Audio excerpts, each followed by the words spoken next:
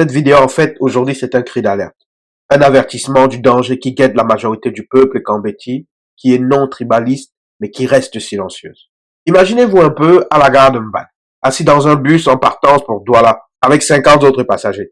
Que le dernier passager, dans le 51e passager qui rentre dans le bus, confronte le chauffeur en lui disant qu'il ne peut pas conduire car il n'est pas en état de le faire. Parce qu'il semble avoir bu et aller être trop fatigué. Mais il y a une minorité de personnes dans le bus, très pressées, très agressives dans leur langage et dans leur comportement, qui se mettent à crier. Mais c'est quelle malchance même que ça même.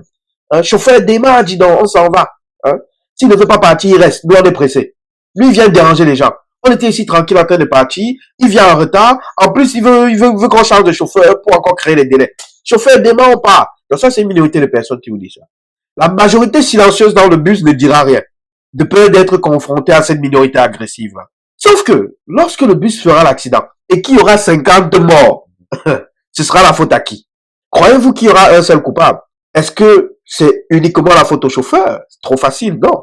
Est-ce que c'est la faute de Dieu? Ou encore, vous avez dit, comme on dit souvent, c'est la volonté de Dieu? Personnellement, je ne pense pas. Parce que, qui croyez-vous qui vous a envoyé la 51e personne pour vous arrêter de l'état du chauffeur?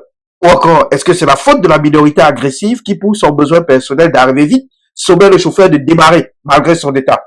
Effectivement, en partie. Mais le plus grand des coupables, c'est la majorité silencieuse, qui, elle, aurait pu s'interposer en groupe afin que le chauffeur soit changé et ainsi sauver leur propre vie.